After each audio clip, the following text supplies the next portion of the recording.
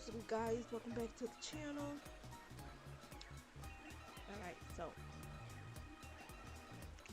we got 3 people playing today. And Tia.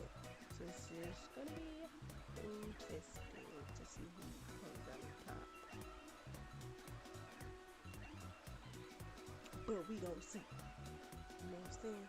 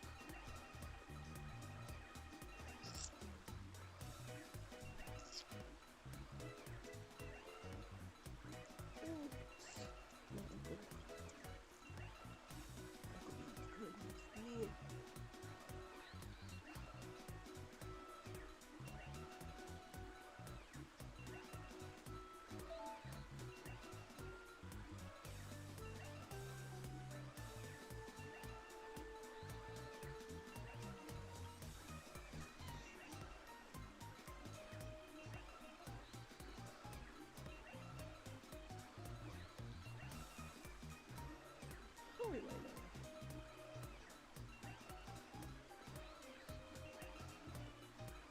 Oh, we right now, Diesel.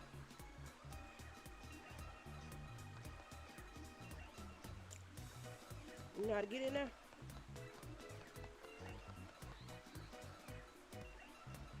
How fast?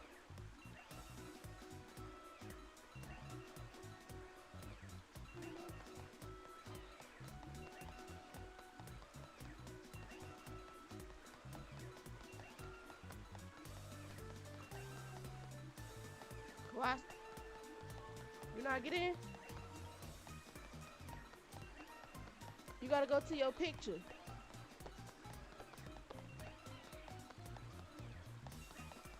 Go to your picture, then you should click on your name. You should see invites.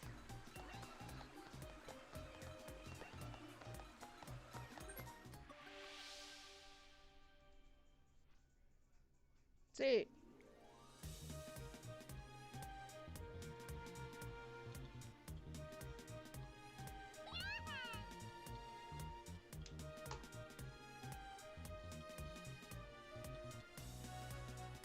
You see it?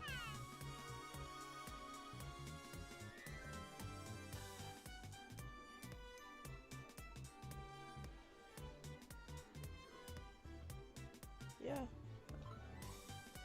I can't send more than one invite.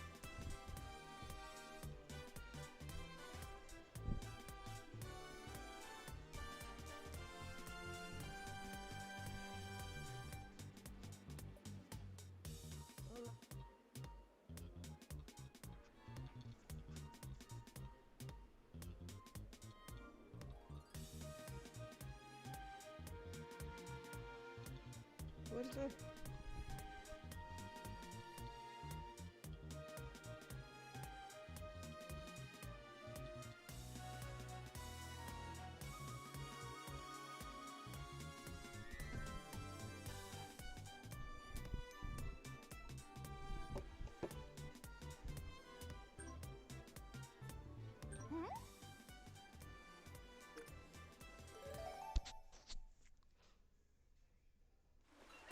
Trying to.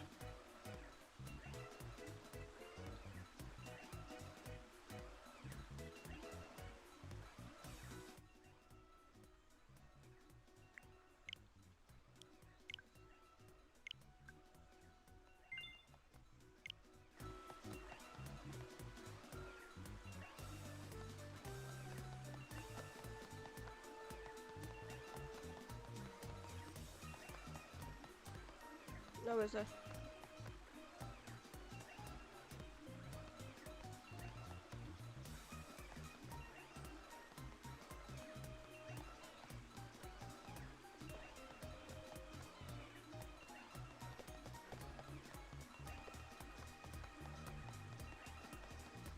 It still ain't working?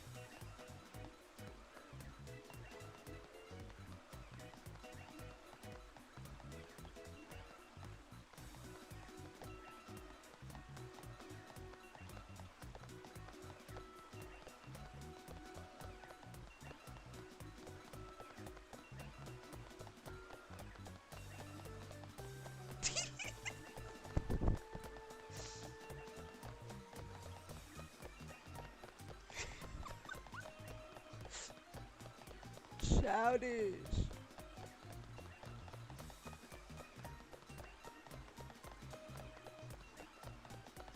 What doing now?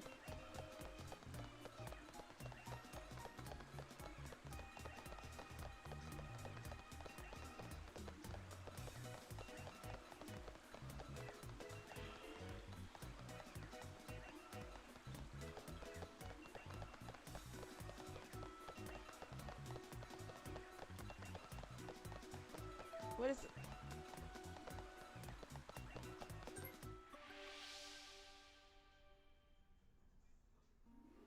Hey,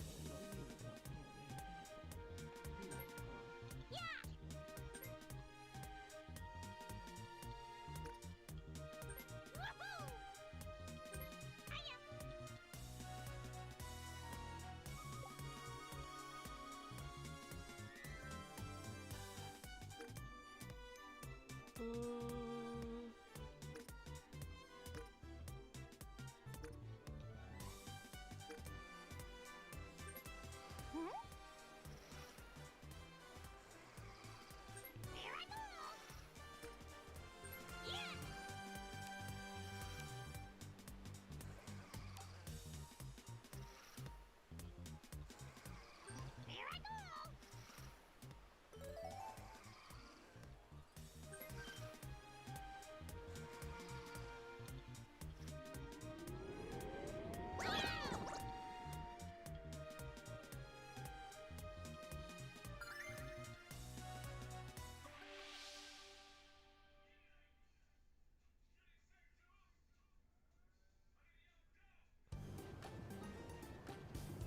see this right here?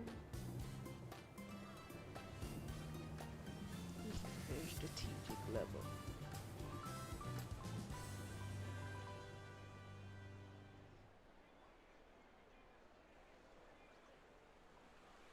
Ooh, make it think.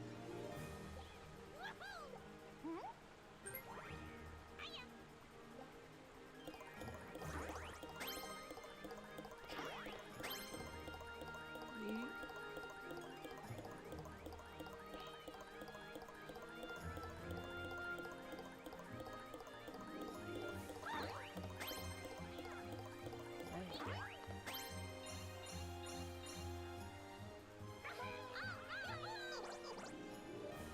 Yeah.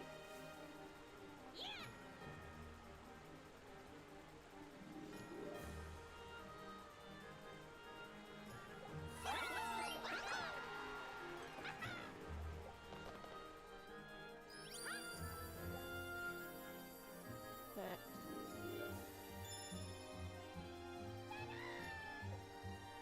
Niggas couldn't even bathe.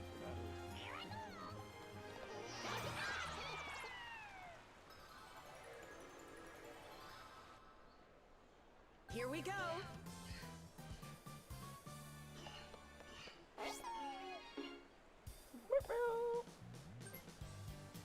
Let go your out.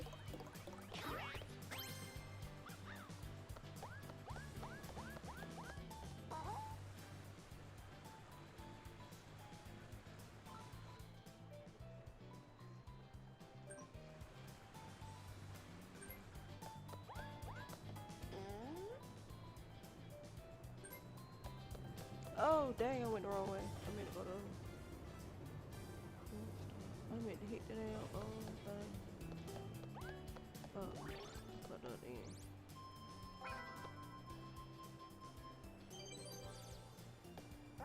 Damn, I meant to get on the goddamn elevator.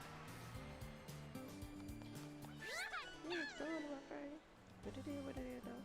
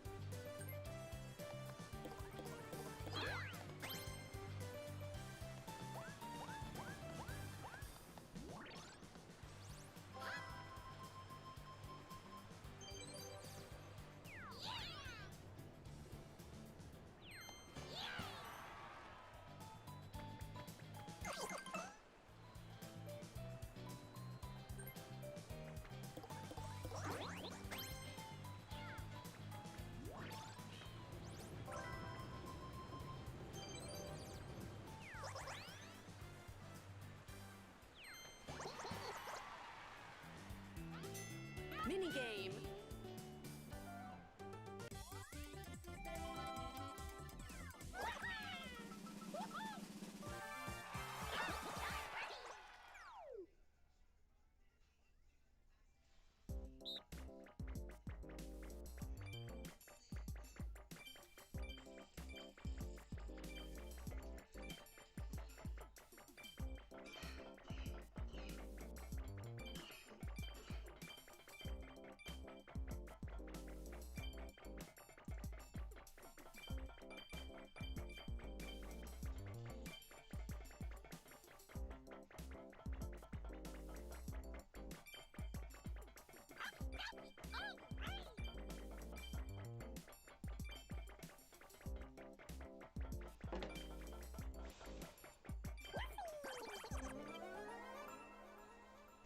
Family, yes, Start. yes. Thank you so much, Esther, for the super chat. I'm sorry, for being a member for 9 months. That's dope too. Thank you so much. You know what? I ain't gonna lie. Shout out to Tasha K. But I got an email saying thank you for your payment. Listen, I was on Tasha K Live to see that interview she did with Ronnie, right? So I got the email. And it ain't no bad thing, but I ain't gonna lie. That y'all ever had a direct deposit you wasn't expecting to hit? Not a direct deposit, but automatic payment. And when you see it, you be like, I ain't got phone number. Bad. girl, when them people sent me that email yesterday talking about thank you for your payment. You gotta get into the game, man. Gotta get in the game. Bitch, I was like, what? On my mama. I was like, wait, I ain't canceled that? Shout out to Tasha Kato, because I'm on here for another month. I'm going on there and get my money. New turn. I'm going on there and get my money's worth, bro. Shout out to Tasha K, but I ain't gonna lie. When that email came through, woo! I was like, wait, what? Shout out to Tasha K. I got out, she got some exclusive content on there, though. I wanted to go over there and see that other interview she did, and I'm gonna go see it. Shit, I done just paid for it. I'm gonna go over there and see that other interview she did with that black lady who was lifting up that clear man, and the whole time he's just a bum. I'm gonna go over there and check that out. Gypsy Hustle, thank you for the super chat. For us to be 13% of the population, we are a main topic. Exactly. And ooh, that's another thing. Listen, when we get that part out, when we learn that, shit, it's gonna be a reckoning. I'm telling you, we ain't no 13%, girl. They just like playing with us. Dang. And thank you again for the super chat. Bringing up our trauma without payment is malice. Put up, y'all.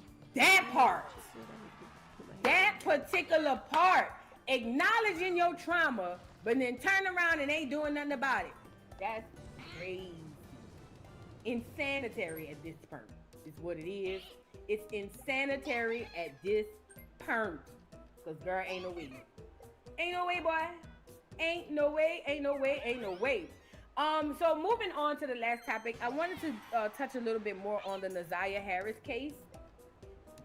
So Naziah Harris, I know y'all know about this. Naziah Harris is the young lady who was unfortunately unalived by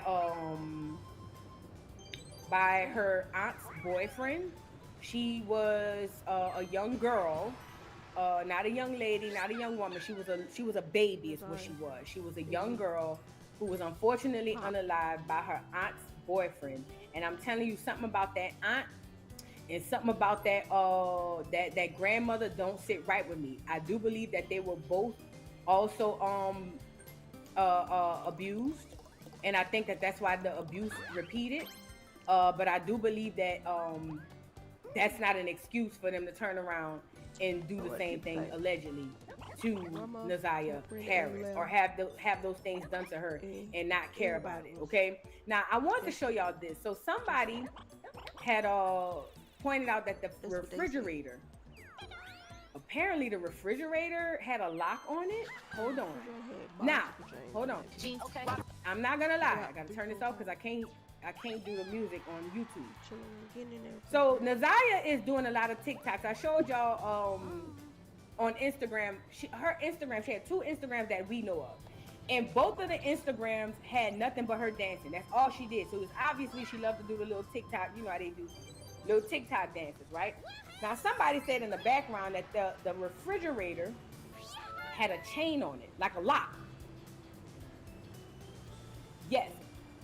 They're saying that behind Naziah, as she's dancing, there's a lock on the refrigerator. I hate that nobody brightened up these doggone videos so that we can see. I might have to do that myself. But there was a lock on the back of, on the refrigerator, right? And people noticed that at as Naziah was doing her dance thing or whatever, and it was just like, what the hell, y'all in there locking the refrigerator, and it's like 6 kids living there.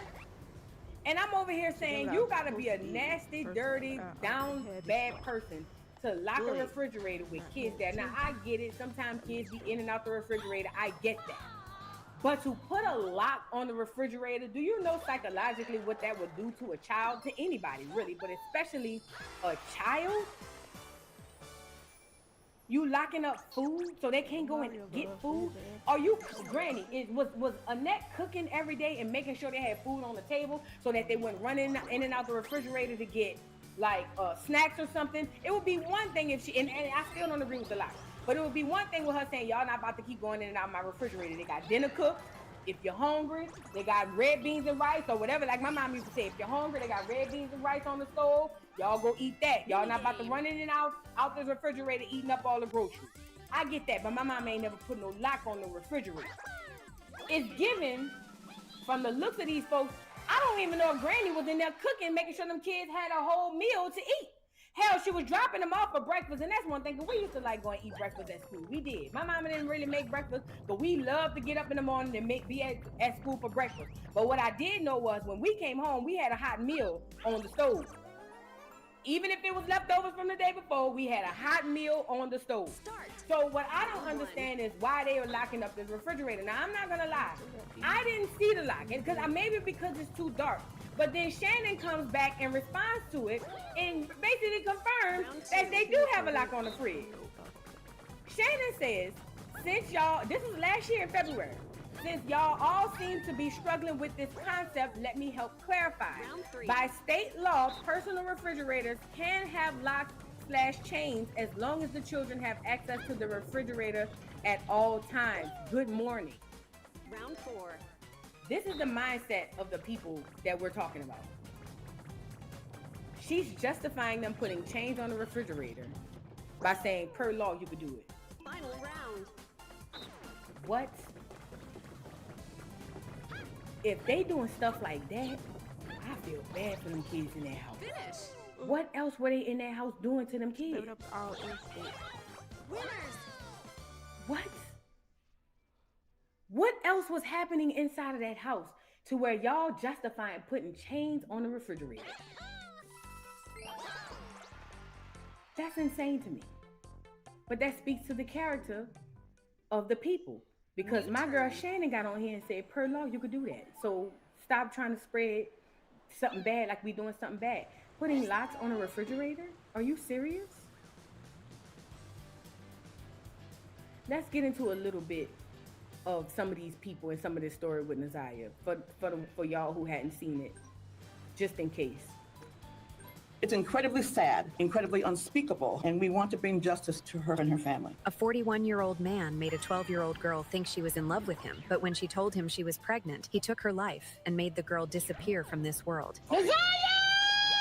I'm looking for my cousin that's missing. She a 13-year-old girl. 12-year-old Naziah Harris was last seen getting off the school bus at the corner of Cornwall and 3 Mile Road in Detroit on January 9th last year. According to evidence found by the police, Harris was already 2 months pregnant when he went missing. Although Harris has not been found yet, numerous pieces of evidence indicate that she has passed away. Jarvis Ramon Butts, 41, is facing multiple felony charges for taking Harris's life. He is the father of an unborn child. The court revealed that Butts had been S.A. Harris since 2022, and they met because Butts was Harris's aunt's boyfriend. The court disclosed the disturbing information that Butts sent to Harris before her disappearance. In the message, Harris told Butts that she was pregnant and talked about encountering trouble at school due to her baby and seeking help from Butts. Butts killed her to evade responsibility and tried to cover up the evidence. According to reports, this is not the only S.A. case in which Butts was involved. The prosecutor claimed that he had targeted women and befriended them in order to approach their daughters and S.A. them. Butts' trial is scheduled to begin on January 16th. What kind of punishment do you think Butts should receive? Can I say this because we talked about this a little bit yesterday. Women have failed their daughters. The men are nasty creeps who are doing this, but ultimately it's a tag team effort, and women are failing their daughters. A lot of times as women, I've seen this happen many times. Some women put their happiness before their children. That's why you get a lot of mother-daughter situations like today, where these kids, these daughters and mothers keep getting into it. I've even seen mothers say, "You just want my man," like type stuff. You know what I mean? And those are the mothers who invite these type of men into their lives. Now, I don't think that they do it on purpose, but when you put the man before your child, typically that's the type of man you invite in, because what he knows is he can have his way and you're going to have his back and not your child. That's how that works, right? So Jarvis Butts goes to Shannon, the aunt. He has 5 babies with her. He told her that about his past, so she knew. She chose him. And then she gets on these things and saying, "Oh, I chose my children." No, you didn't. You chose the nigga. You never chose your children. Because if you were choosing your children, you wouldn't procreate with them. I see this all so often, where these women fail their daughters and fail their kids. Because it ain't just young girls who getting touched on. Young boys are getting touched on too. They just don't say nothing. True. Everybody around Naziah, failed her.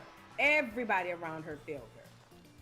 But I just think that as a community, we got to come and have that uncomfortable conversation. The fact that boy got close to that lady so that he can get to her niece, Sweet. there's some responsibility she got to take on that. Because they got a lot of women who do that all the time. And even if they don't essay your child, there's a lot of women who put their own needs before the needs of their kids, and they invite people who are manipulative like that in their lives all the time. I want to move to, I think it's the sister. Hold on. No, before we get to him, Bruh. I want to get to the sister. Told. Now, I told y'all, this is Jarvis's sister. This is what I know. This is why I say the women failed this child. Bruh, she didn't I got talked no about it stuff. yesterday, but I couldn't find a clip. She The didn't got sister no knew stuff. that her What brother type of was shit a is freak that? and a weirdo and an essayer. Nobody's bitch. gonna tell me different. You know, everybody knows the person in their family who's the creep, especially if you're the sister of said creep, okay? But this is the thing. This is what typically happens. When these men go and get these new women, the family normally don't warn these women. And then, honestly, most of the time it don't matter anyway, because they still gonna get what they nigga. Because all they care about is having a man, right? That's that having a piece of man is better than having no man at all type mentality, okay? So, with that being said, the sister knew who her brother was long before he ran across any of these women. She knows the history of him. That's her sister. That's his sister. He had a baby by a grown woman at 13 years old. You don't think the sister knew that? Now, the sister won't get on here and testify that she seen Naziah at the shop and she thought it was weird, and she asked him about it, and he said that Naziah was the niece of King, which is his business partner. Knowing the history of your brother, right then and there, you should have been trying to find who Naziah's parents are, or at least going to the police saying, "Hey, I know how my brother is. There's a young girl at this shop that should not be here. I'm afraid for her safety because this is the track record of my brother. Y'all got to do something about it." That's what should have happened. Not after Naziah goes missing, now I'm going to call the police and say this is what I know. No. See, the way it works is, you know your nasty ass brother. So what you're supposed to do is, when you see that little girl and you said, "Who is that?" and he said, "That's King's little niece," knowing how nasty and filthy your brother is, you should have been going to tell somebody. You should have been going, "Who is that little girl mama? Let me go talk to her mama. Because I know my brother. I know my brother. And if your daughter is anywhere around my brother, it's a high likely chance that he's over there doing something he have no business to her, because this right here is his track record." I'm not letting the sister get a pass because she called the police. Because she called the police too late. You knew your brother before anybody else in this whole situation. You know him better than anybody in this situation. And you did nothing. Even though you saw that little girl there, you did nothing. She don't get no pass in my book. She don't get no pass. No passes are given to this lady. None. She can get a weekend here. Let's get into her testimony. Peep it out. I called Shannon Harris and I asked her about you And Now you crying. So again, January 9th is the last time that anyone's seen or heard from Nazaya. And Jarvis is the last person that she is confirmed to have been with. Which leads me to the second thing that you need to know about this case. And that is, while the case is circumstantial, the circumstances Minigame. are pretty strong. This picture of Nazaya was taken the day that she went missing. And pay attention to her glasses because it turns out Jarvis asked one of the mother of his children if he could borrow her car. But when he returned it, he left something in there.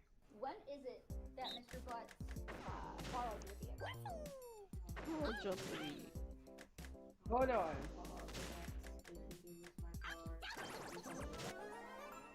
I didn't get home till about 9 o'clock and thanks to my house. Hold on. That's the baby mama. Start. Let's go to the sister. I'll go to the sister. Hold on. This here's the sister's testimony. Now she's gonna talk about how she saw Nazaya there, but if she asked him about it, hold on, she asked him about it and he said it was King's niece. Look. Parallel with the record. Okay. You draw a T where your truck was. Yeah, your car. Yes. Finish. I kept falling. And then putting the X. Winners. Play that game. Wait, let me back up. And Ms. Butts, where did you know Jarvis to work? Yeah.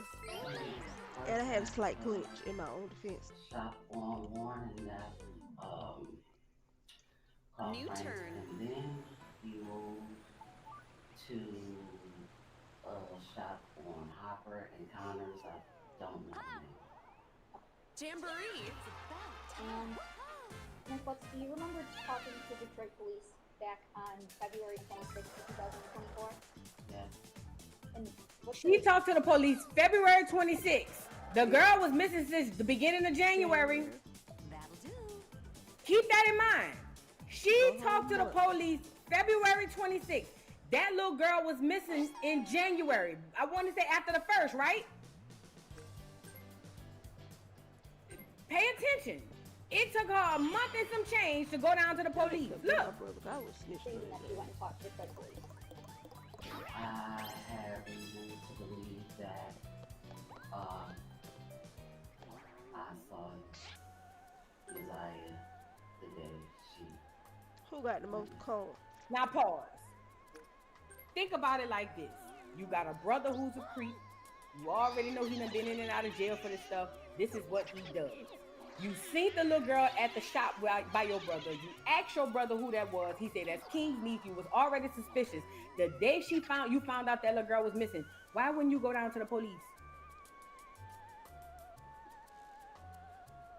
I love my brothers.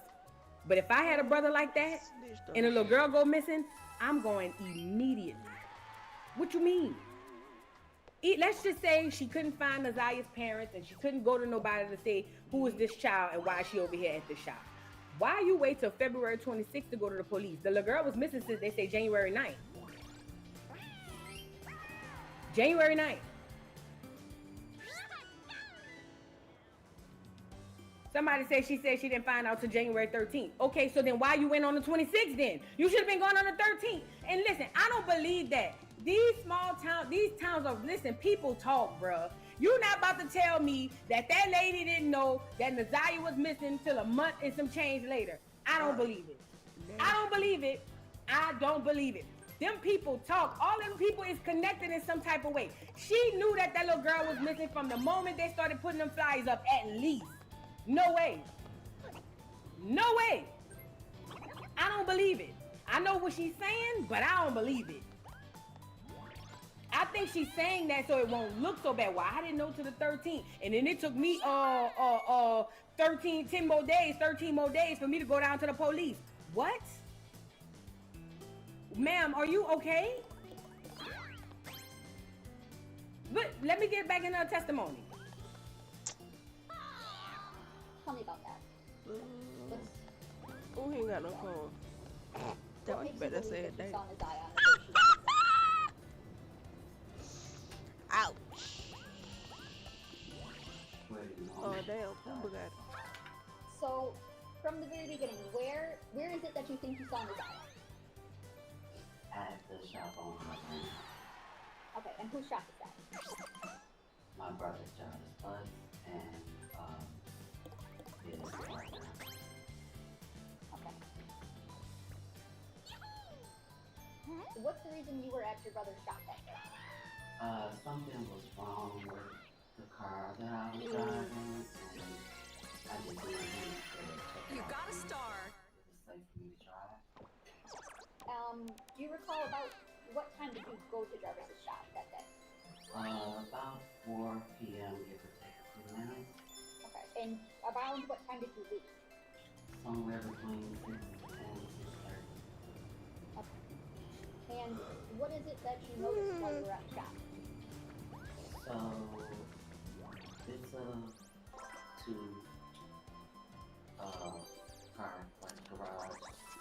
So I was sitting outside of the shop in my car because there Mini wasn't game. another car on the inside. As I sat there for the time that I was there, I kept seeing a little girl getting in and out of his truck, going to the gas station and going back to Okay, so I'm gonna stop you right there. Whose car are we talking about? my brother. Okay, and what kind of car was it?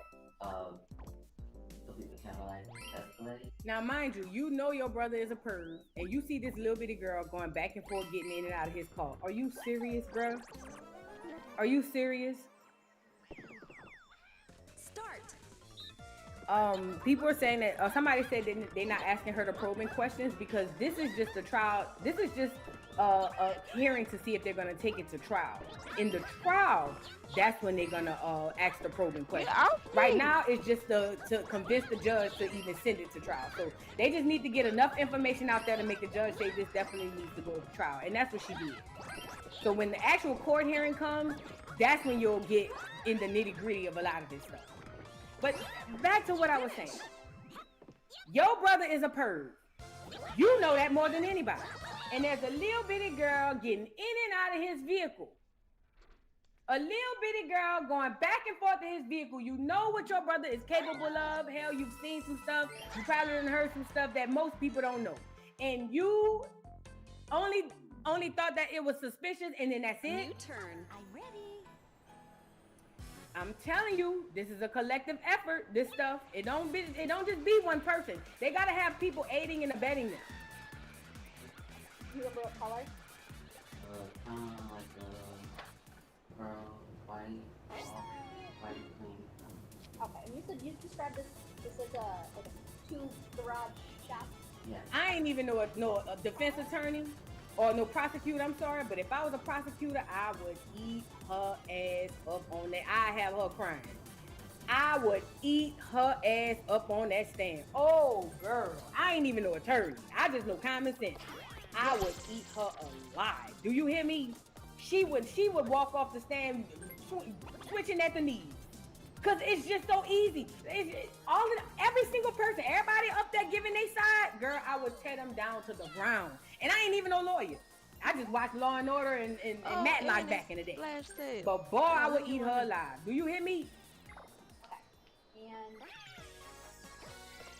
Maybe you want to see a book. I want You to got a star. Exhibit 7. Hold on. Right here, was parked facing, I don't know what direction it was going towards grass. I was parked in front, but Okay, so you were kind of parked parallel with the road. Yep, me. Okay. Can you draw a T where your truck was? my car.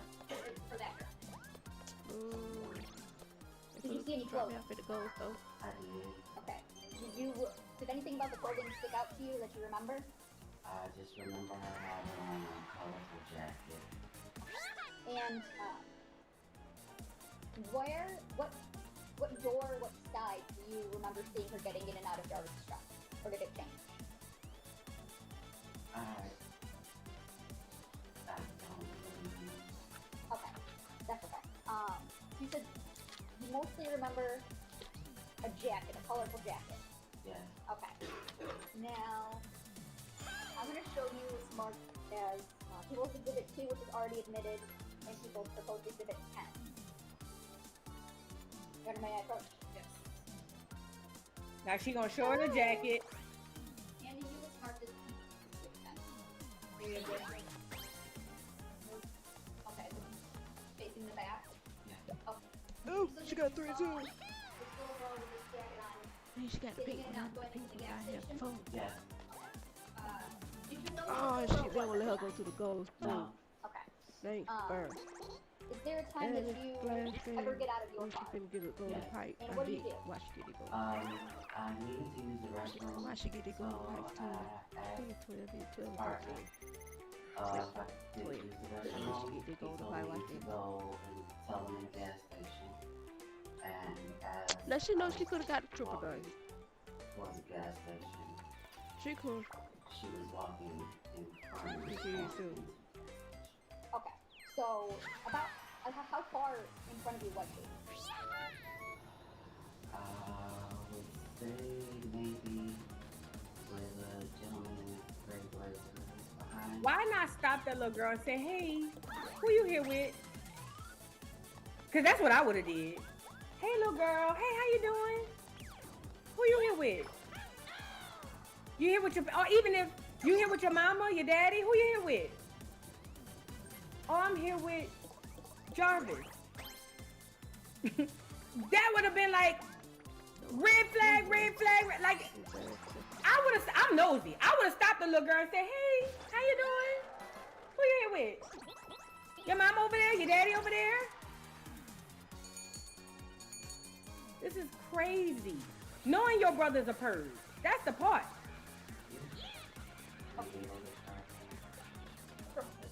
From where you are? Bonus minigame.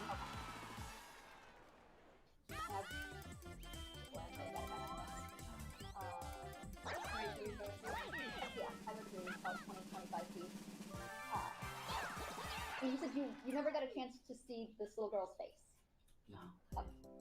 Was there anything else about her that you can remember? You know your brother. I just remember her being kind of small. Outside, just seeing her get in and out of the car. Look at these two that teamed up against me. Start. Round 1. Tiny.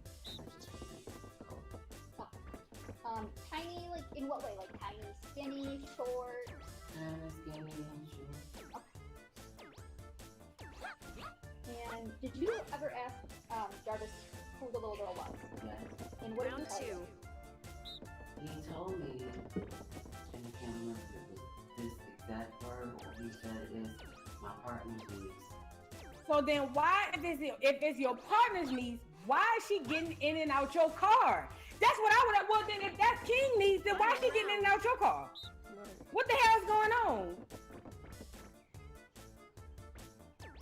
So, wait. He telling you that's King niece, but you watching this little girl get in and out your brother's car. Make it make sense.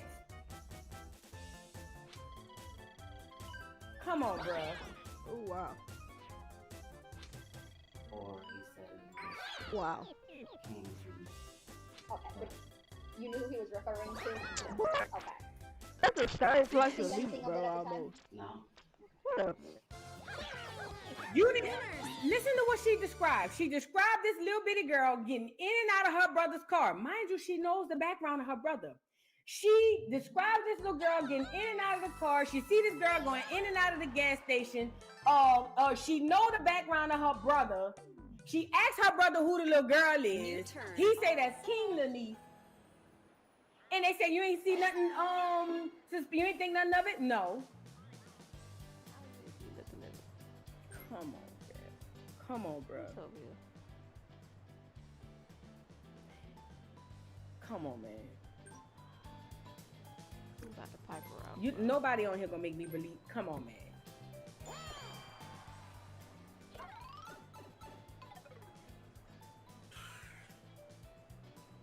Man, look.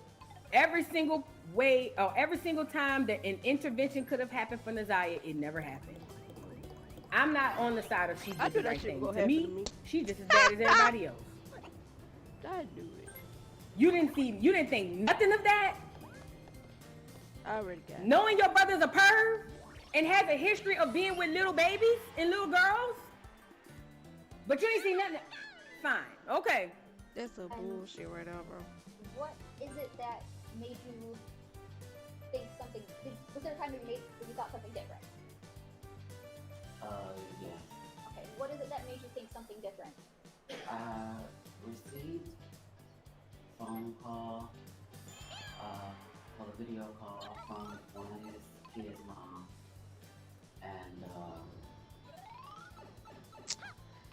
You gonna go to fight, man? Whatever. she told me about It the be things your that own happened sister, on Valentine's Day, and then she sent me a video of a podcast about my brother. Okay. And So this sounds to me that one of his baby mamas called her mad about him either with another bitch or didn't bring her none for Valentine's Day. And now we want to talk about his allegations against the little girl. That's what it sounds like to me. What you mean she sent me something about something that she was talking to me about what happened on Valentine's Day? What does that have to do with this little girl? Because Nazaya was gone for Valentine's Day. She wasn't even there. She was missing during Valentine's Day. So it took mad day for one of the baby mamas to call you and be like, yeah, that nigga, he did X, Y, and Z. So since he won't roll it out, I'm about to roll it out. Yeah, look at what the people is online saying about him. None of them gave a damn about this little girl. None of them gave a damn about this baby. None of them. None of them.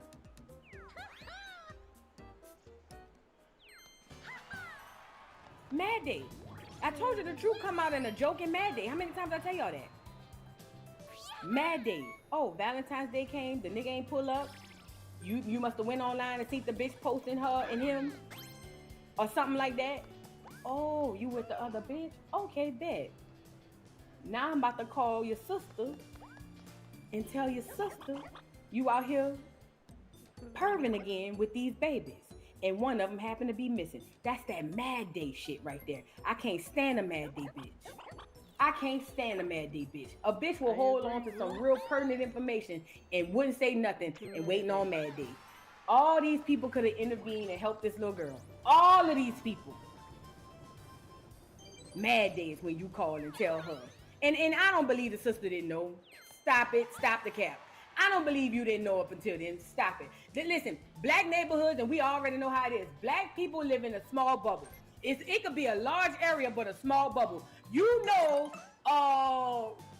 Rory, who got a baby by Keisha, Tasha, and Kiana. You may not know Keisha and Kiana personally, but you know of Keisha and Kiana because your brother Kevin went to school with Keisha and your little sister Rari went to school with Kiana. And you know that Kiana, even though you never had a conversation with Kiana, you know all about how Kiana trifling around there with them churns. Kiana don't take care of her kids. She got 3-4 baby daddies. You know that Keisha got a good job, but they say her little boy around there selling drugs. You know. Stop it. I don't care how big the place is. You know. Stop it.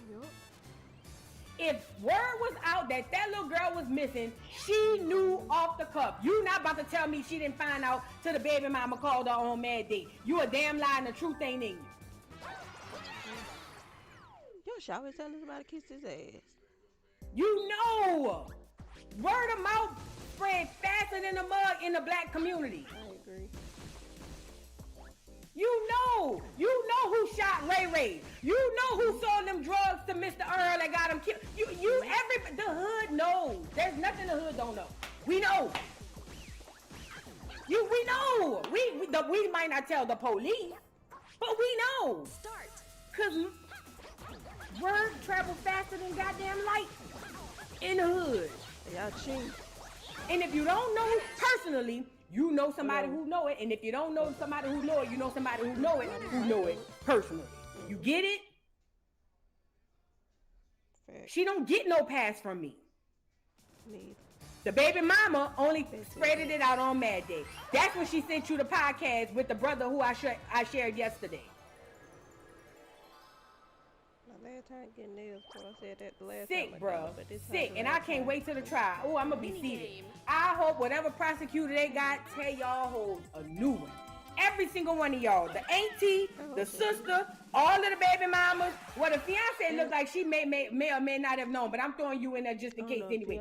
I hope they tell y'all a new. I hope they go get the top to tear this whole thing down. Start. What did you do as a result of receiving those things? Shannon and I asked Sergeant Jones. And who's the Shannon that you called? His mom. Shannon Harris? Okay. Do you do anything before you go and talk to Sergeant Jones? Yes. Okay. What is it that you do? Oh my After god. having a conversation with Shannon Harris and his other kid's mom, Yeah, fuck it. I was informed that his partner King Finish. something happened where the Objection, this is your It's not a statement that Judge. being informed. I'm not sure what she's even about to say. Okay, just to the extent that it's informed someone else's statement. We may have to object a couple moments. If you can stand up and make your objection. Yes, just objecting to the fact that she was informed. New of turn. something that appears this might be hearsay. Oh, could you finish what you were saying? I don't know where you are with this. trying to remember where I left. Okay, so after talking to Shannon Harris and his other kid's mom, I was informed of some things that had taken place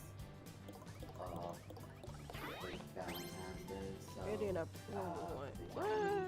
Dr. King Mario don't like my black cake. Wait. What a god. Mercy God. What is an objection? I'm sorry. We just have to talk. So, based on those, do you go and talk to someone else? Yes. Okay. Who do you go and talk to? His partner, King, Okay. And where is it that you go and talk to King at the shop on Harbor and Home. at? Okay. And without telling me what King said, kind of describe what was your conversation about? Well, I went to see what happened, and what was going on. During that time, I told him that I never seen any little girl at my brother's shop, besides my nieces, outside of the little girl that I saw getting out of his truck. And you told this to who? King.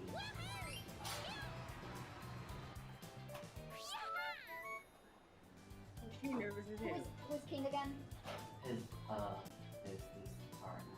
Okay. And do you know his government name? I believe it's Cordero or something like that. I just always call him King. Okay. So you went and told him that you hadn't seen anyone out at the shop besides your nieces and then the one little girl you saw that one day.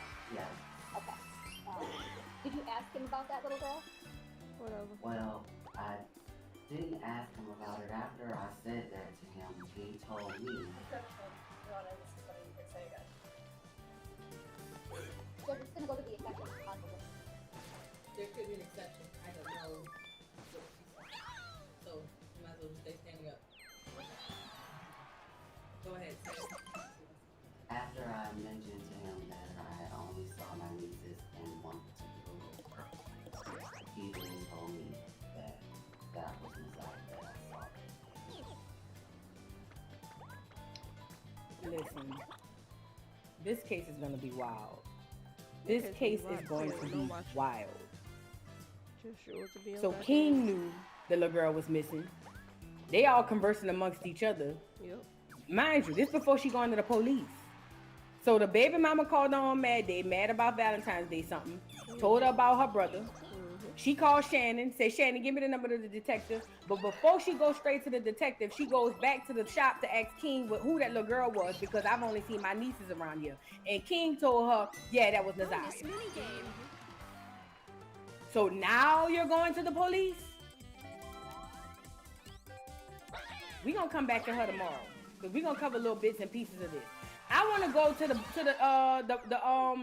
the partner, King. It wouldn't surprise me if he in on this shit too. Hold on. It wouldn't surprise me if he in on this too. Let's get the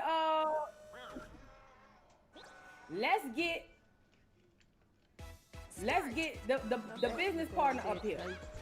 Cause see, the business partner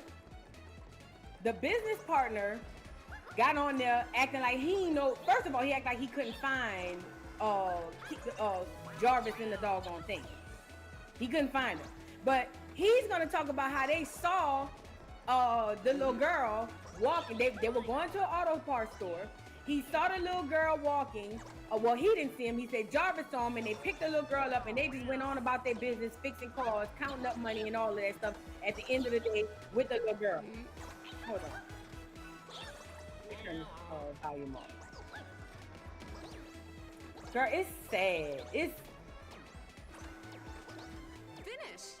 Time moved out one time. Winners. Hold on. I want to show y'all this.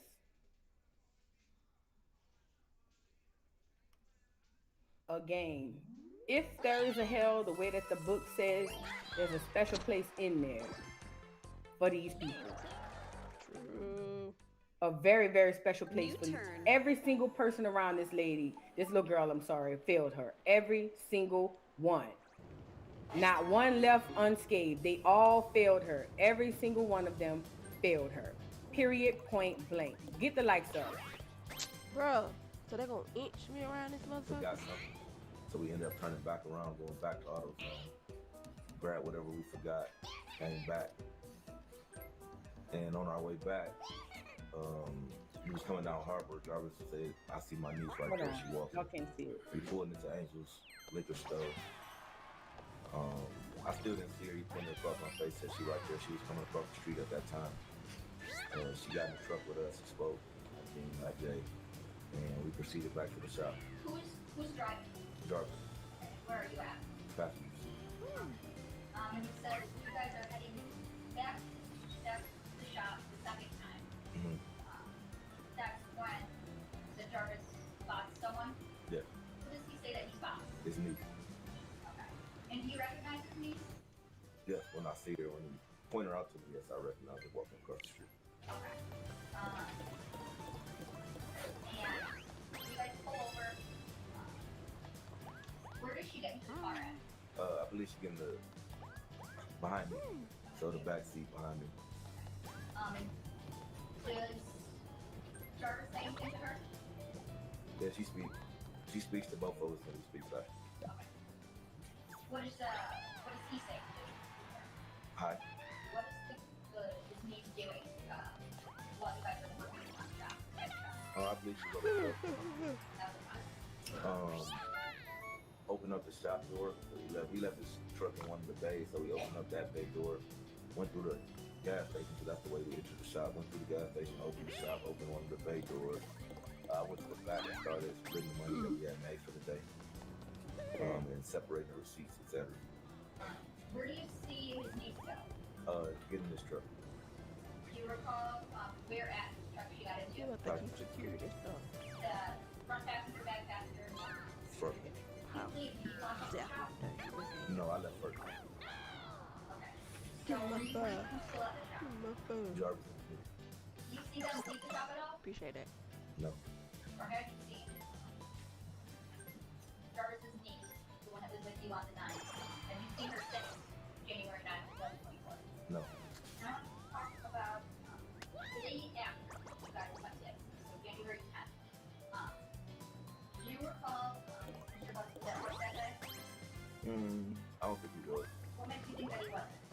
I believe he called me like 3 times, 4 times.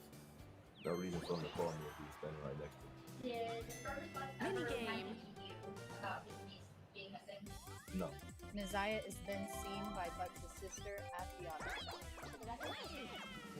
All right. Listen. Hold on. So you mean to tell me, hear me out. Jarvis got this little girl around there, just him and her. Y'all do y'all work. First of all, go and pick her up and just happening to see, he just happened to see and told me to go pick her up. Cap. Don't believe it. But let's go with this. You get back to the shop, the girl get in the car, you go finish working on the car, count your money, you leave first, and leave Jarvis there with the little girl. Everybody know Jarvis is a perv, mind you. You don't think that boy knew that Jarvis was over there doing something to that little girl?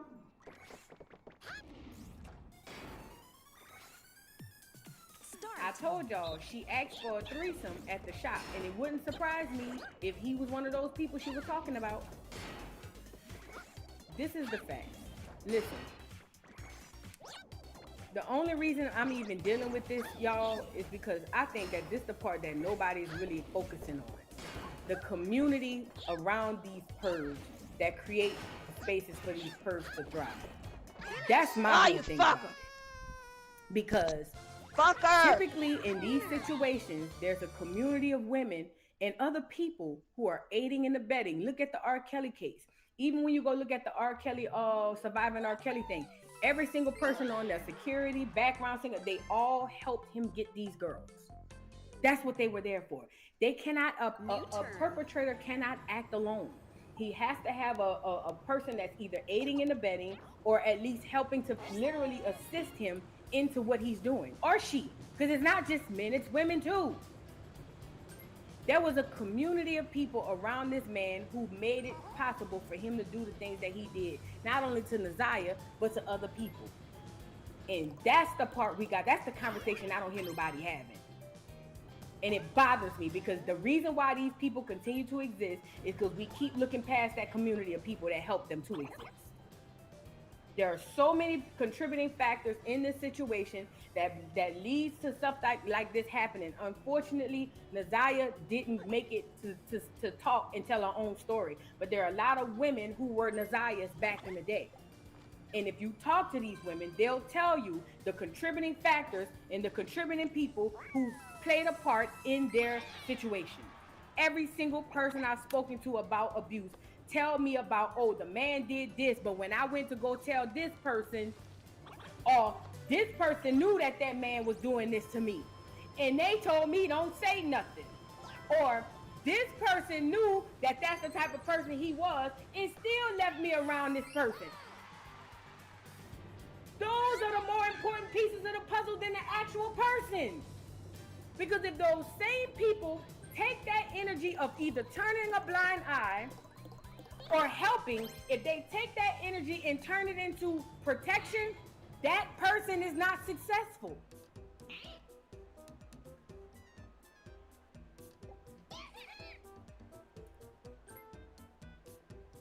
I just feel so bad for this baby and other young girls, young boys too. I just feel bad for all young people who go through this because it's not just the perpetrator. Everybody should be getting it. Not just the perpetrator. Everybody should be getting it. And it continues to happen because all we do is put all the blame on the perpetrator, which the blame should be there. But there's blame to go around, is what I'm saying. There's blame to go around. Because I tell you what, something about a mother who completely protects her child, don't let that type of stuff go on. A mother who completely and wholeheartedly protects her child, or a father as well, who protects their kids, some of them slip through the cracks, but for the most part, it's gonna be hard to penetrate that. And most pervs don't like those type of dynamics because it's too much work. They don't like those type of dynamics because it's too much work. I gotta sneak you out and I gotta do it. They don't like that. And God forbid your daddy find out, that nigga might beat me up or kill me. So they don't like those type of dynamics. They go to the dynamics where they got all the supporting cast that they need to carry out the bull.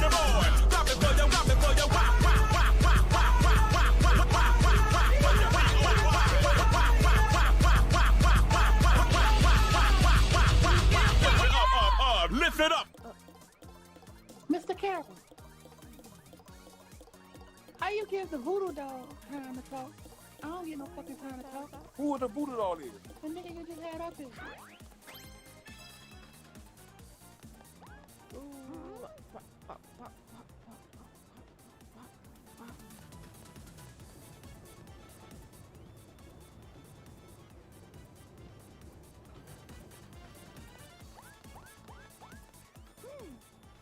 What else y'all wanna listen to?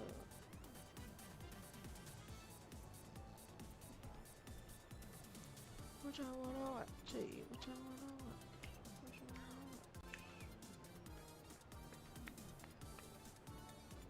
What y'all wanna watch? What y'all wanna watch? What y'all wanna watch? What y'all wanna watch? Y'all wanna go down to history lesson?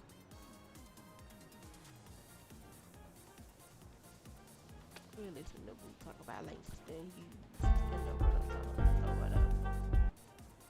No one has ever been able to make them reproduce in captivity. They do not eat, they do not talk. There's absolutely nothing to proof that, you know,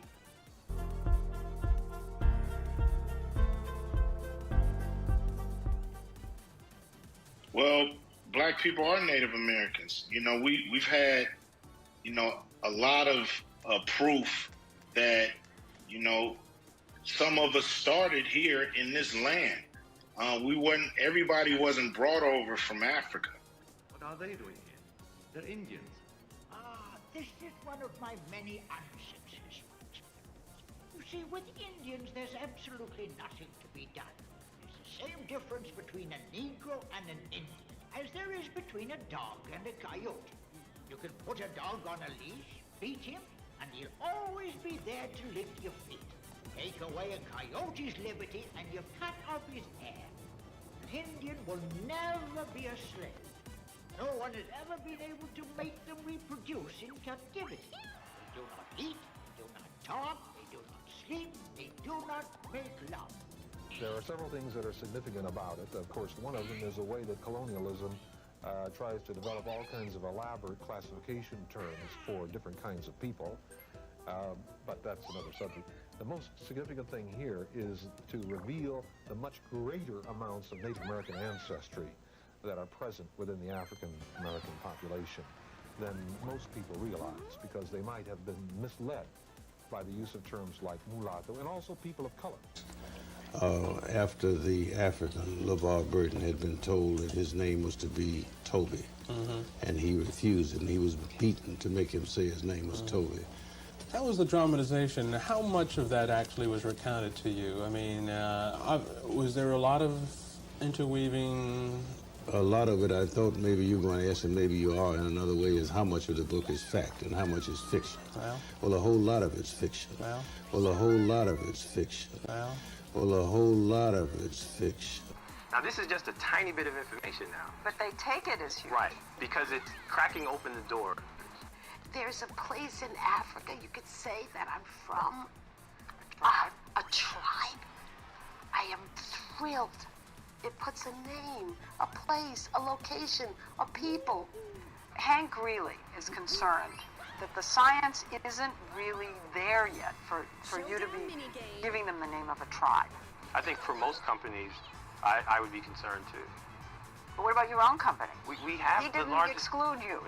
He included you. But we have the largest set of sequences from Africa. And so with that, we're able to provide some level of probability in terms of frequency. But he would say that even though you have the largest database, it's still small on the scope of things. As I said, I share those concerns. We don't oversell. I mean, we just say, look, we provide a service. If you're interested in exploring a tiny bit of your DNA and trace its ancestry, we can do that. When you say it's a tiny little amount, it's less than 0.1%. Less than 0.1%. Less than 0.1%. That's pretty teeny. Yeah, but for people who know nothing about any of them, I think it's very important. You do not know a goddamn thing about Africa. I am from Detroit, Motown. So you can watch Tootsie your monkey ass back to Africa if you want to.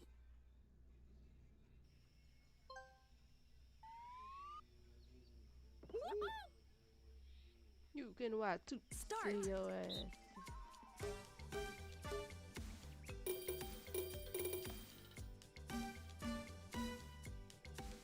How y'all doing? Sorry, I was rushing to get over here. I heard the thing going down, girl. I hit my knee on the chair. Whew. Anyway, sorry about the late live, y'all. I had to go from my house to my man's house, drop off his dry cleaning, drop off paint. It was just too much.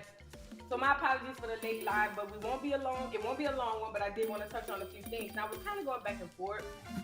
I'm sorry. I was kind of going...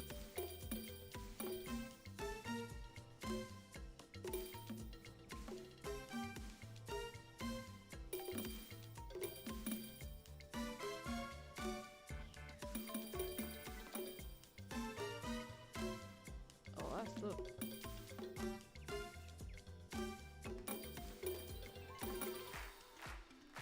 I hate this one.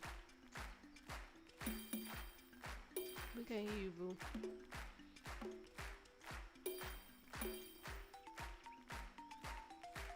Oh, girl, my bad. I had to muted the mic when I pulled it. My bad, y'all. I'm sorry. Did y'all didn't hear nothing? I'm sorry. My bad. Apologies. When I pulled the mic toward me, I muted it. I'm sorry. But what I was saying was I was thinking about doing two different educational Fridays. One was on the Boston Tea Party, because I don't know if y'all know that it was a lot of people from Britain, Great Britain, who was protesting against the Great Britain people, and they did that by dressing up as Indians. Sorry, y'all, I was eating. They did that by dressing themselves up as Indians, or whatever the case may be. Mohawk Indians, to be exact. They said the Indian tribe, another Indian tribe, caught the blame for it, or whatever the case may be. But you know, I wanted to kind of dig a little bit into that. I thought it was interesting too, Mrs. Higgins. She said I thought it was interesting. But I decided, because I was rushing and I was doing too much. Yes, they tried to frame us. Yes. So y'all know. See, I didn't know if y'all wanted to hear more about that or the Harlem Renaissance thing. And I was going back and forth, and I was like, okay, what am I gonna do? And I decided to just hit on the Harlem Renaissance. But what we'll do is next week, we'll revisit that. We'll go to there. We'll definitely go over there. Did I not? Anyways, so with that being said, we're gonna do, they were cowards. And listen, you gotta be careful about this too, because this is what they'll do. Shout out to everybody in the building. This is what they'll do. They would frame us knowing, listen, they would frame us so that they don't get the blame for the stuff that they do, like they always do. And then we be stuck holding the bag. You know, it's almost, they do it to this day. They still do it. But don't worry about it. We got you next week, Fed. I was just like, wow. Oh no, this is what I wanted to say. So how history, remember his story, the way they work is they tell it in a way that don't make them look bad. So for instance, when you go to look up the history on it, it'll say, oh, they dressed as the Mohawk Indian tribe to pay homage or to show that they were real Americans. That is a lie. A lie, and the truth ain't in it. Girl, they didn't dress up like no Indians to show that there was no real Americans. Girl, they was out there framing. Remember, wasn't no cameras back then. So when the tea got back, literally, no pun intended, but when it would get back to the king and the queen and all of them other people, they could say it wasn't us, it was them Negroes, which were the Indians. So we're going to dive into it next week. But this week we're on the Harlem Renaissance, and I wanted to talk about Langston Hughes. Now, a lot of people don't know this. I'm sorry, I feel like I got something in my feet. Anyway. Something for your guy, for your B-O-Y. A lot of people don't know that the Harlem Renaissance, the civil rights movement, all of that was really geared by what we now know today as the LGBTQ community. Shout out to the community, because I feel like Acorn is Acorn. I don't give a damn what you is. You a Negro, you a Negro. I don't give a damn. Okay. And it was a lot of those things were hidden about the Harlem Renaissance because it wasn't accepted. Like you didn't come out flashy, flamboyant, gay. If you did, you went off somewhere and you did that. Okay. And that's what people don't understand when it comes to the movement. Now, it makes me fast forward to the day, and I thought about Black Lives Matter.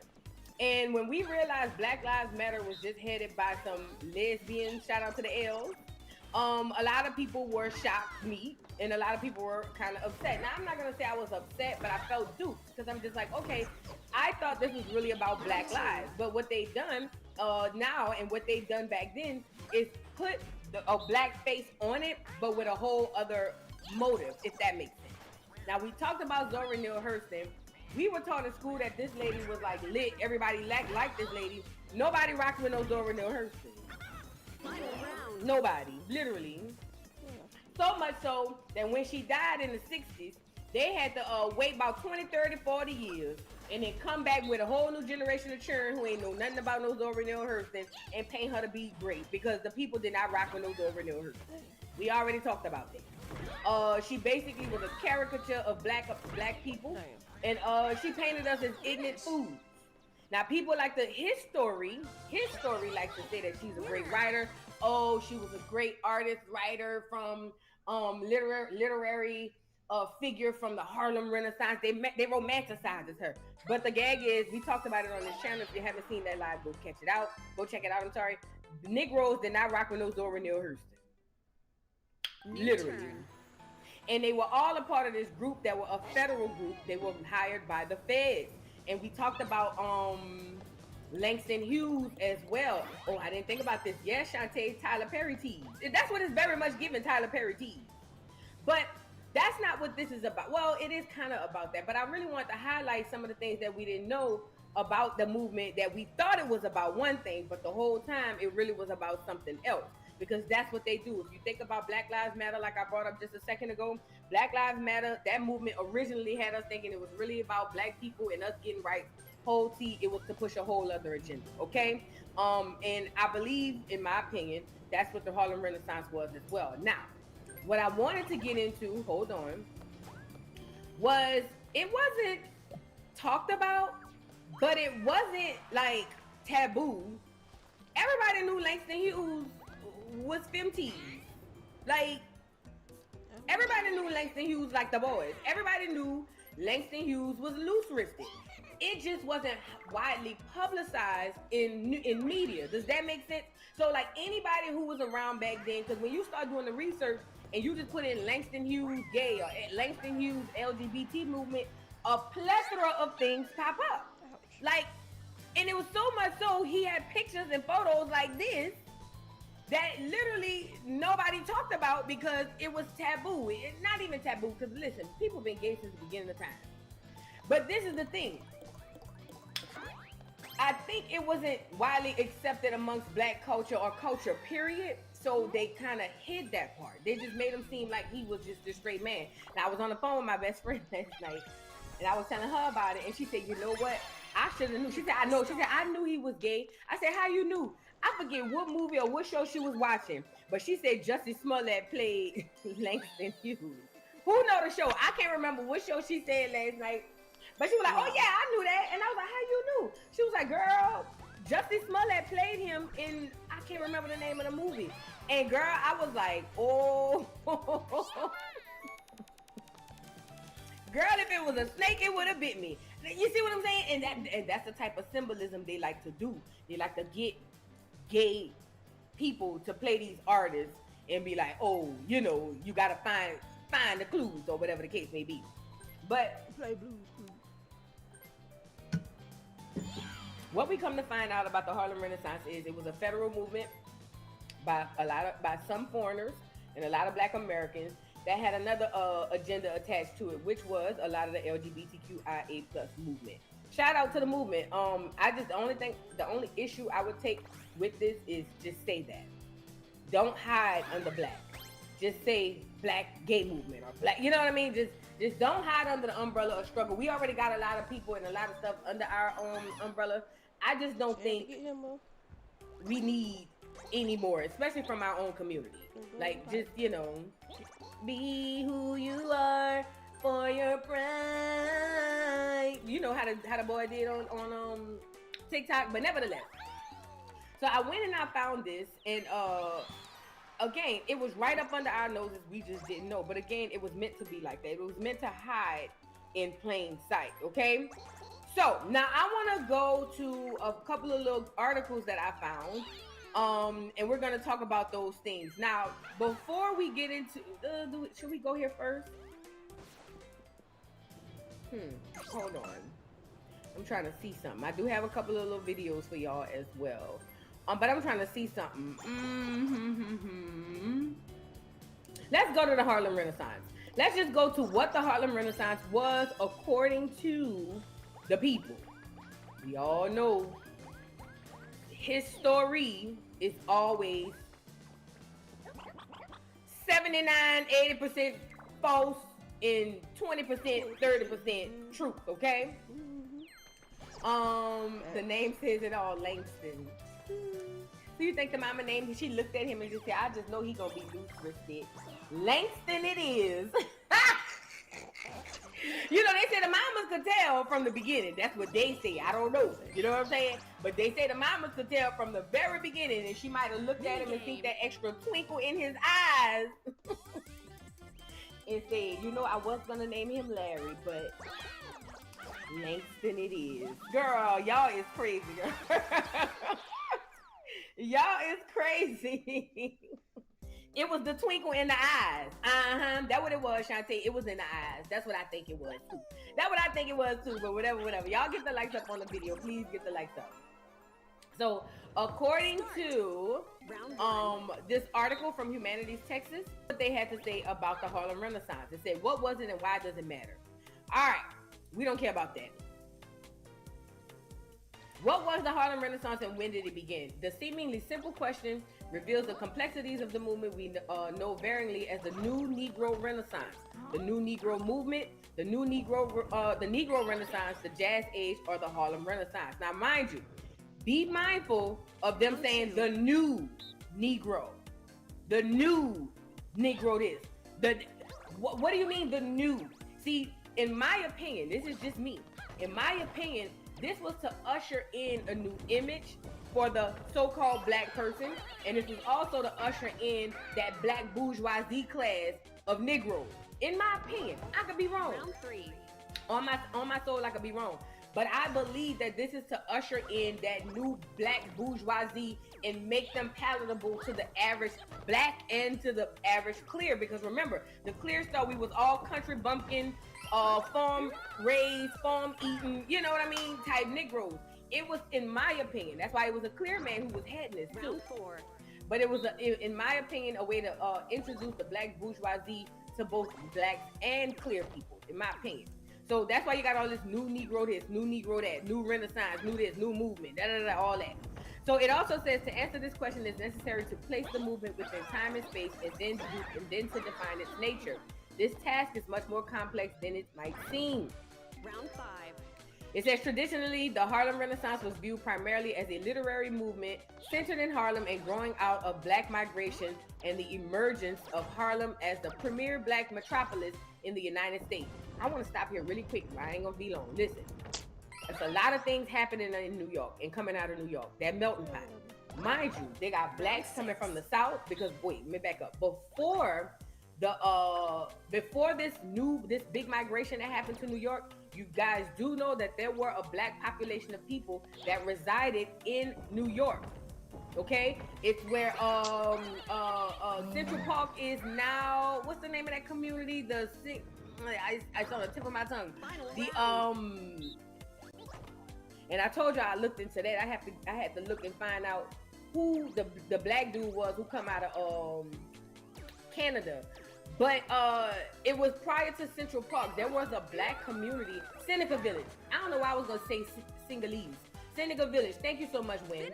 But yes, Seneca Village was a black populated community that was there. It wasn't until they forced those people out and bought their homes and forced the rest of them out and then created Central Park to where it became almost desolate as it pertains to black, right? Because remember, there are black native people to New York. I want to make that clear. There are native black people who were there prior to, and even some very few, because a lot of them went on a reservation, but a lot of them came back. So there are black people who are indigenous to the area of what we know now as New York. But for the large majority of the blacks down there, it was a lot of blacks coming from the South.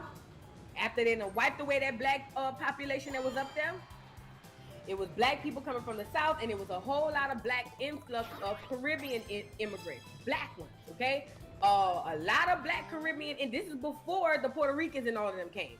A lot of influx of the black population going into this one area of Harlem. So you got to be mindful when the powers that be does this stuff, they're thinking 59 steps ahead while we're not even on the right step, okay?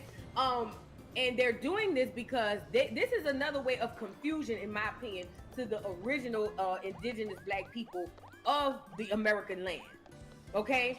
Because even though we were still coming from the South, we knew who we were. And you can tell that today. When we talk about the origins of hip hop, what do the black people who are black American in New York say?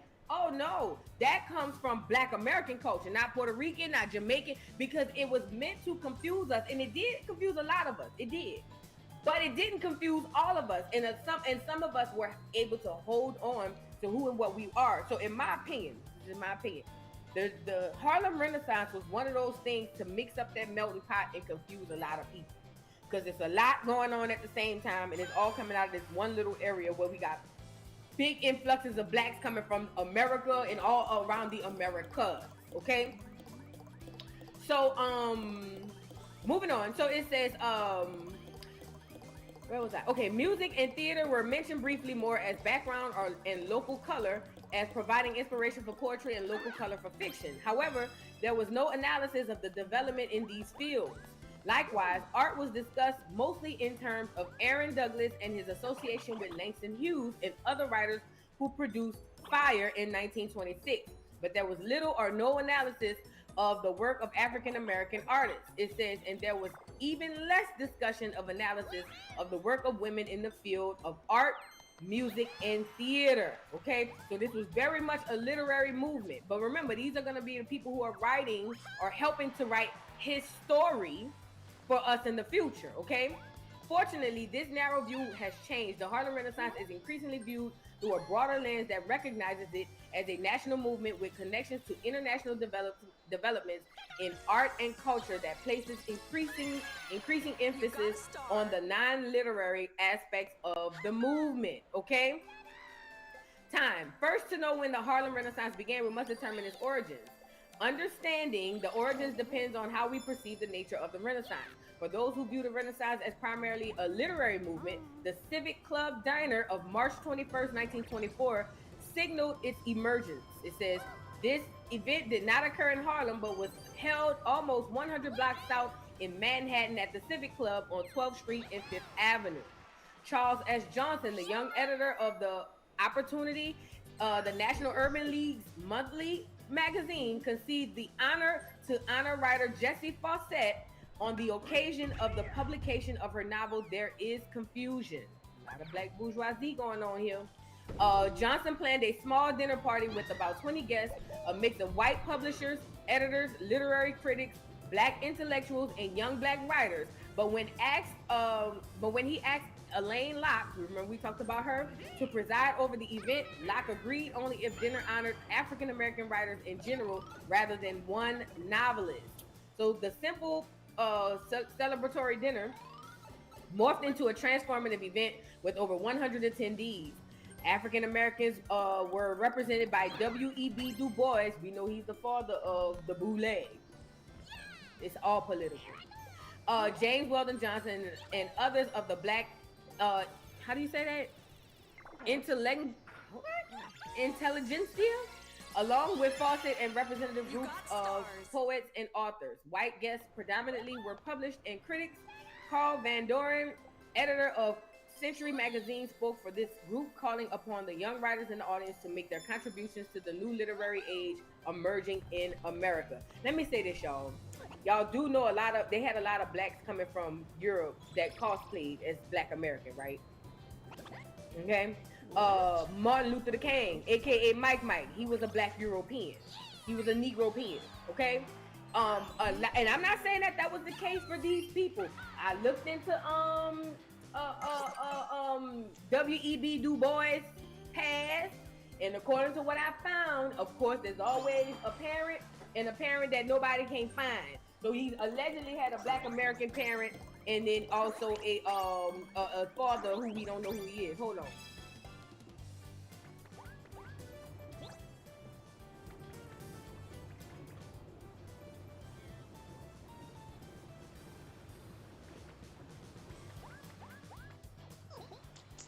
The man just sitting there beside me. He must not know it's my birthday. I ain't doing that. Little break. Sorry, y'all. I muted the mic because they getting ice per usual. We go through this every week around here. But somebody asked me to explain Elaine Locke. Let me go pull her up. You good, babe? I'm gonna pull her up so y'all can see him up. I'm sorry, so you can see who Elaine Locke is. Now, Elaine Locke was another gay Black man in the Harlem Renaissance. Okay, we talked about him. Thank you. We talked about him a little bit last week, but just to go over to Britannica really quick, Elaine Locke was another gay publisher. Remember, this is supposed to be, a lot of y'all don't realize, this is a literary movement. They are ushering in Black writers to tell the story, but these Black writers are compromised, okay? That's what this is all about. These Black writers are compromised, but we don't know it at that time. All we know is they Black, so they gotta be telling the truth. Okay, so what happened was Elaine Locke, and I don't want to spend too much time. He was an American educator, writer, and philosopher, best remembered as the leader in chief interpreter of the Harlem Renaissance. Okay, he graduated in philosophy from Harvard in 1907, Boulay, and the first Black Rhodes Scholar, studying at Oxford and the University of Berlin. He received a PhD in philosophy from Harvard in 1918 for almost 40 years until retirement in 53. As head of the Department of Philosophy, Locke taught at Howard University in Washington, D.C. Locke, like Langston Hughes, like all these other people, were a part of the Black bourgeoisie, W.E.B. Du Bois. They were all a part of that Boulay class, okay? These are going to be the talented 10, okay? These are the 10%. The 10% of Black people are supposed to rule over the 90% of the others. That's what this whole Boulay thing is all about. So if you were lucky enough, if you want to call it that, to be a part of that talented 10, remember, the Boulay birthed the Divine Nine. The Boulay birthed the Divine Nine. So if you were lucky enough or born into being a part of that talented 10, you were one of the top 10 in rule the other 90% because you were smarter than them. Oh yeah, and I forgot that too. He got pumped and dumped by Langston Hughes. Yes. Elaine Locke wanted to be down. He wanted to be. Let me get him up here so y'all can see him. Elaine Locke loved it. It did him some. Let me zoom in so you can see him. He was in love with him some Langston. Do you hear me? Elaine wanted nothing more but to be down with Langston, Ohio, the ass. But it turns out Langston pumped and dumped, and he was a mess and a wreck ever since, okay? That's who, what is a pump and dump? A one-night stand, girl. A pump and dump means, okay, so Elaine thought that he was going to have a relationship with Langston. But Langston was like, I'm good, love. Enjoy. So he smashed him and dashed him. That's what that means. A pump and dump is a smash and dash. And left poor Elaine left to his devices, and he just couldn't take it no more.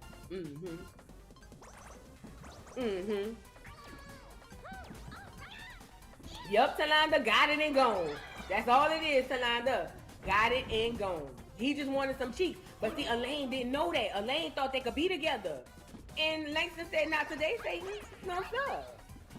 Elaine was like, baby, you're not even my type for real. Like, boy, bye. But anyway, they were all a part of this this movement to rewrite and be the faces of his story. That's what this is all about. That's why Zora Neale Hurston was hated by a lot of Blacks, because she did not show true depictions of Black people. She made us look dumb, ignorant, and stupid. And that was not the case, okay? So to move on really quickly, they were trying to hide the musical and artistry of the aspect or the musical and art aspect of the Renaissance because it was never meant for that. Granted, it was all like a good, you know, it was kind of like hip hop. Hip hop, basically, the core of hip hop is rap. You got breakdancing, that's a side dish. You got freaking tagging or what do you call it? Graffiti. That's like a dipping sauce. You know what I mean? You know, you got stuff like that. You got the speakers and the beatbox. All of those are side dishes and dipping sauce. But the meat and potatoes of hip hop is rap, right? It's the same thing with the Harlem Renaissance. Literature was the meat and potato. It was the main course. It was the belle of the ball. It was the steak, the ribeye, the big piece of meat. All that other stuff was supposed to be side dishes and dipping sauces. But it just so happened that even though we were and still are a literary people, it just so happened that art piece of it with the music and the dancing and all that stuff and the actual painting and all that stuff, that was big too because that was also a part of us, okay? So these are the new ushers of writers. Remember, and let me make this clear because I want y'all to know how this goes. W.E.B. Du Bois, the father of the Black Boule, one of the fathers of the Black Boule, right? He is going to have this talented 10th. These people are literally working straight for the government. The Boule, their fraternity was Sigma Pi Phi, which was named after the Clear Skull and Bones Pi Sigma Phi. Mind you, the Clear people, even though they say that we stole it from them, they stole everything from us, okay?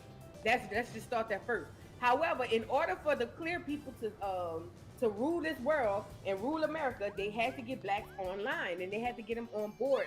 So what they did was they got the Boule and said, y'all gonna be my sons, just like Freemasonry. They got the Grand Lodge Freemasonry, that's the Clears, and you got Prince Hall. But either way, even if they're still infighting and even if they still have segregation in it, they working together to keep me and you down. And that's what W.E.B. Du Bois and the Boule was doing. So when they ushered in this group of so-called literaries, they were part of the Boule class. Does that make sense? That talented 10th. That small little 10% who's supposed to rule over the 90%. That's what this is all about. But inside of this movement was a very huge gay agenda. Remember, although it wasn't broadcasted all over the news and in the newspaper, it was still widely known that there was a lot of queer going on in there. Everybody knew it, it just wasn't talked about because that wasn't a time where you would do that type of stuff, okay? So, it's a lot of people, and I told y'all I think Zora Neale was a dagger. I told y'all I thought she was a dagger, okay? When I showed y'all that picture of Zora, let me go get Zora on here. The way she sat there with that cigarette in her mouth, it really gave me that dagger tease. And I know what I'm talking about, okay? Hold on, let's go get Zora. Now, I didn't go and look too much into Zora, but when I had seen what I had seen on Zora, I said dagger tease. Let me go get a picture up here. Hold on, not that. Hold on. I thought I pulled it. Hold on, give me 1 second, y'all.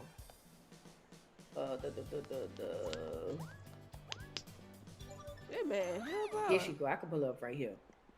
Zora Neale was definitely giving dagger tease, but it was a lot of people in this movement. It was a lot of people in this movement. Nobody goes to the golden stove. It's that much. I'll let y'all look at this because remember, she looks just like. Remember we talked about it the other day. She looks just like Queen Latifah. Y'all remember that? She looks just like Queen Latifah. She does. From me. How about that? Don't it look like Queen Latifah reincarnated? Ridiculous, huh? She was a spy is what she was. She was a spy and all of them were spies. They were in there conversing, acting like it was all cool. Whole time they were damn spies working for the government. We talked about that already. Hold on, I'm trying to find that one picture where she's sitting on that porch with that cig in her mouth. And I say, well, that's Dagger right there. That's Dagger. I know Dagger when I see Dagger. You know what I mean? Damn. Let me see, maybe it's under this article. I thought I had saved the picture by itself. Minigame.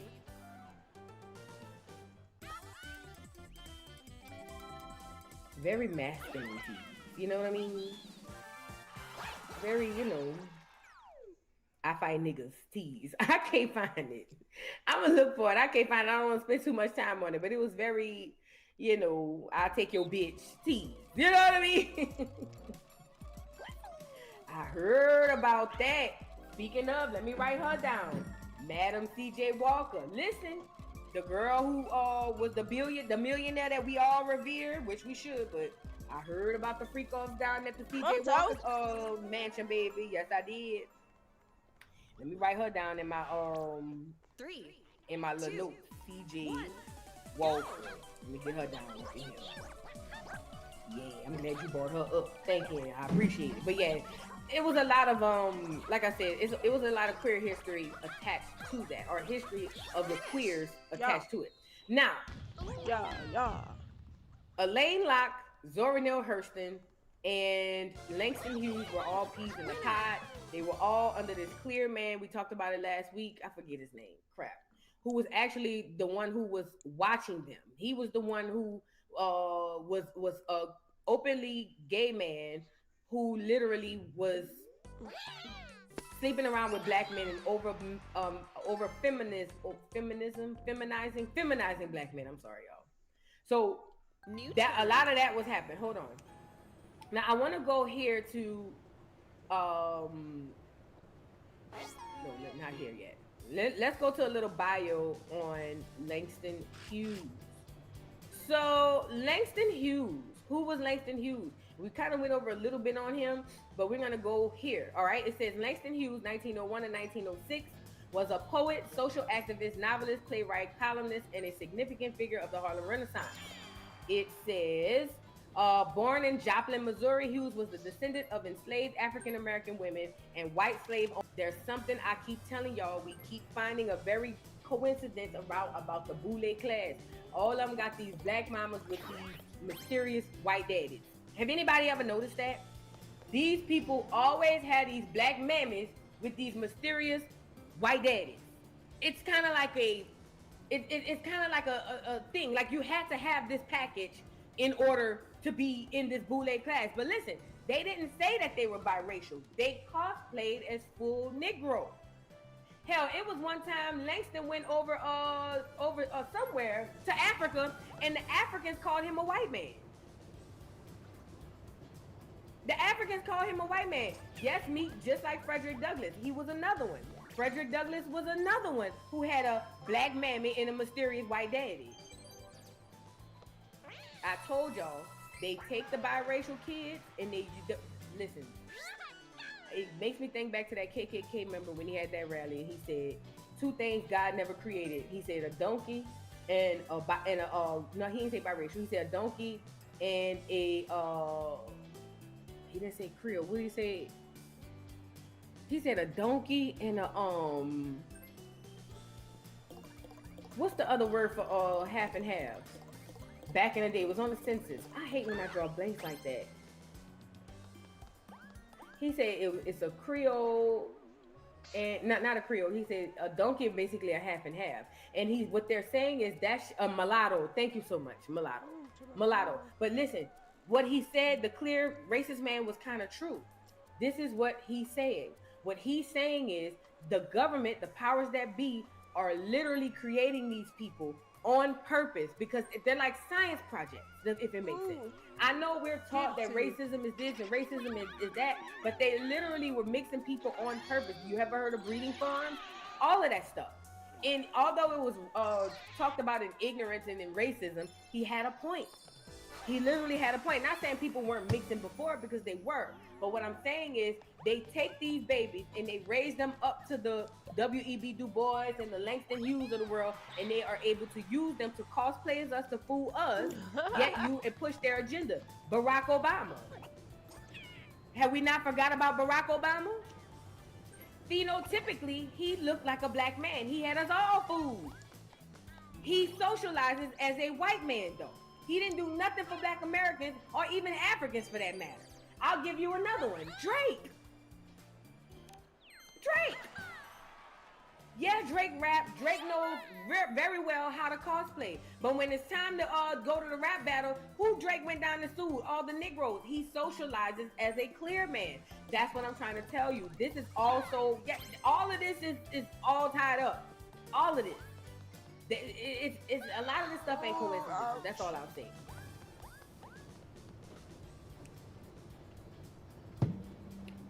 Oh, somebody say Jordan Peele. That being by yourself, my boy.